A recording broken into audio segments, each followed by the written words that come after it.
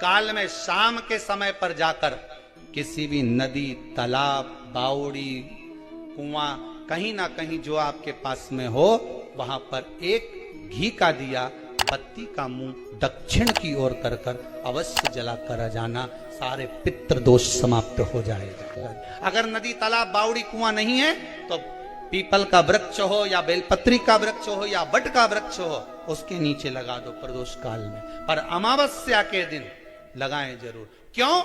क्योंकि अमावस्या 16 दिन तक पितृ मृत्यु लोक में आने के बाद में भोजन ग्रहण करते हैं। अमावस्या के दिन पितृ शाम के समय प्रदोष काल में शंकर भगवान का नाम जाप कर कर नदी, तालाब, बावड़ी पर पानी पीने जाते हैं।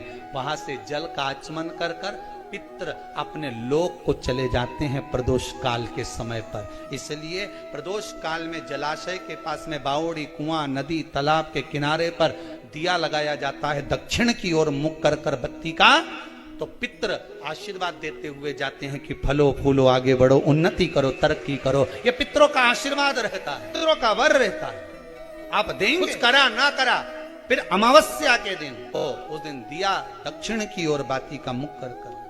7 स्थान ऐसे हैं जहां चंदन की मात्र उंगलियां लगा देने से ही शिव पितृलोक के पितरों को मुक्ति प्रदान करके बैकुंठ लोक का निवास देते। 7 स्थान, और वो 7 स्थान जो चंदन के बताए गए हैं। पहला, भगवान देवाधिदेव महादेव के शिवलिंग पर चंदन का लेपन। समझ लेना जरा बहुत अच्छे से।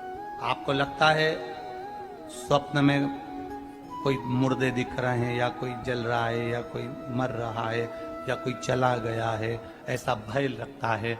बच्चों को मानी भेजूंगी, ऐसा हो जाएगा।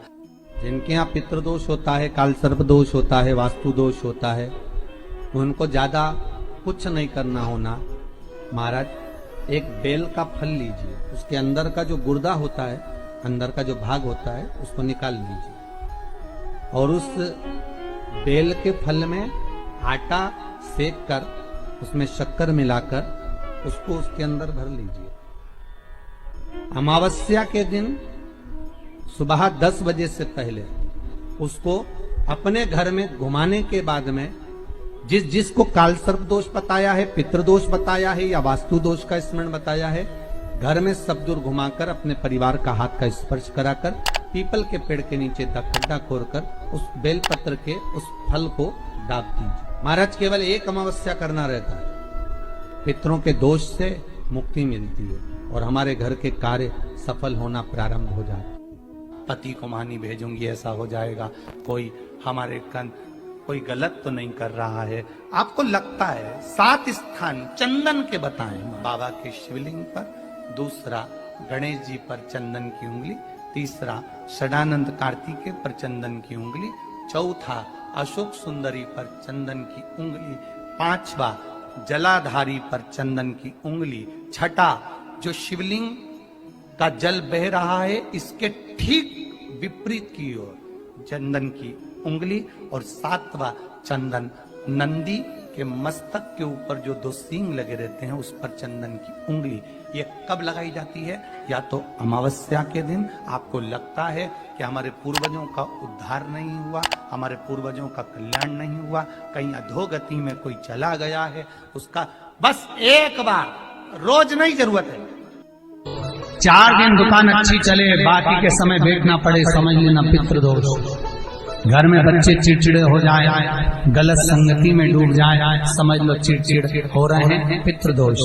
घर के बच्चे माता पिता का आदर न करें, सम्मान न करें, तेज आवाज में बात करें, समझ लो पितृदोष।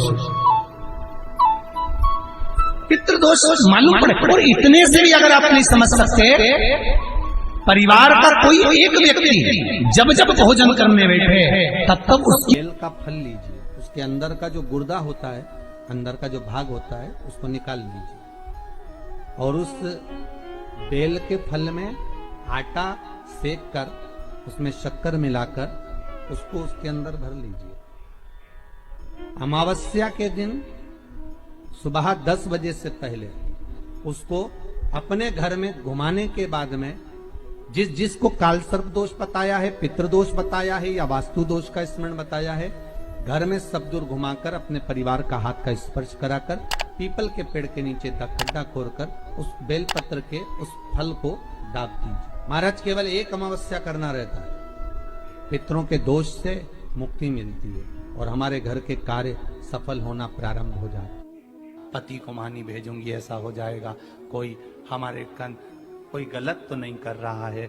आपको लगता है 7 स्थान चंदन के बताएं, बाबा के शिवलिंग पर, दूसरा गणेश जी पर चंदन की उंगली, तीसरा षडानंद कार्तिकेय पर चंदन की उंगली, चौथा अशोक सुंदरी पर चंदन की उंगली, पांचवा जलाधारी पर चंदन की उंगली, छठा जो शिवलिंग का जल बह रहा है इसके ठीक विपरीत की ओर चंदन की उंगली, और सातवां चंदन नंदी के मस्तक के ऊपर जो 2 सींग लगे रहते हैं उस पर चंदन की उंगली।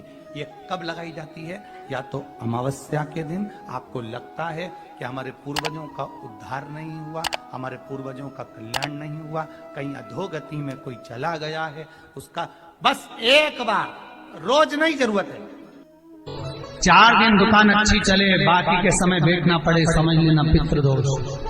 घर में बच्चे चिड़चिड़े हो जाए, गलत संगति में डूब जाए, समझ लो चिड़चिड़ हो रहे हैं, पितृदोष। घर के बच्चे माता पिता का आदर ना करें, सम्मान ना करें, तेज आवाज में बात करें, समझ लो पितृदोष। पितृदोष मालूम पड़े। और इतने से भी अगर आप नहीं समझ सकते, परिवार का कोई एक व्यक्ति जब जब भोजन करने बैठे तब तब उसकी थाली में बाल आए, भले वो होटल में खाए तो भी बाल आ जाए, वो कहीं खाना खा रहा है तो बाल आ जाए। 8-15 दिन में, 4 दिन में, 3 दिन में, 2 दिन में, 6 दिन में आपकी थाली के भोजन में अगर बाल निकल रहा है, केश निकल रहा है, समझ लेना कि पितृ आपसे कुछ मांग रहे हैं, पितृ आपसे कुछ चाहते हैं। महाराज एक बेल का फल लीजिए, क्या लेना है? बेल का फल, बेलपत्री का जो फल होता है उसको ले लो, उसके अंदर का जो गुर्दा होता है, अंदर का जो भाग होता है उसको निकाल लीजिए और उस बेल के फल में आटा सेक कर उसमें शक्कर मिलाकर उसको के अंदर भर लीजिए। अमावस्या के दिन सुबह 10 बजे से पहले उस बेल फल में जिसमें तुमने पंजेरी भरी है, आटा सेक कर भरा है शक्कर के साथ में, उसको मानी भेजूंगी ऐसा हो जाएगा, कोई हमारे कोई गलत तो नहीं कर रहा है। आपको लगता है 7 स्थान चंदन के बताएं, बाबा के शिवलिंग पर, दूसरा गणेश जी पर चंदन की उंगली, तीसरा षडानंद कार्तिकेय पर चंदन की उंगली, चौथा अशोक सुंदरी पर चंदन की उंगली, पांचवा जलाधारी पर चंदन की उंगली, छठा जो शिवलिंग का जल बह रहा है इसके ठीक विपरीत की ओर चंदन की उंगली, और सातवां चंदन नंदी के मस्तक के ऊपर जो 2 सींग लगे रहते हैं उस पर चंदन की उंगली। ये कब लगाई जाती है? या तो अमावस्या के दिन आपको लगता है कि हमारे पूर्वजों का उद्धार नहीं हुआ, हमारे पूर्वजों का कल्याण नहीं हुआ, कहीं अधोगति में कोई चला गया है, उसका बस एक बार, रोज नहीं जरूरत है, 4 दिन दुकान अच्छी चले, बाकी के समय बेचना पड़े, समझ लेना पितृदोष। घर में बच्चे चिड़चिड़े हो जाए, गलत संगति में डूब जाए, समझ लो चिड़चिड़ हो रहे हैं, पितृदोष। घर के बच्चे माता पिता का आदर ना करें, सम्मान ना करें, तेज आवाज में बात करें, समझ लो पितृदोष।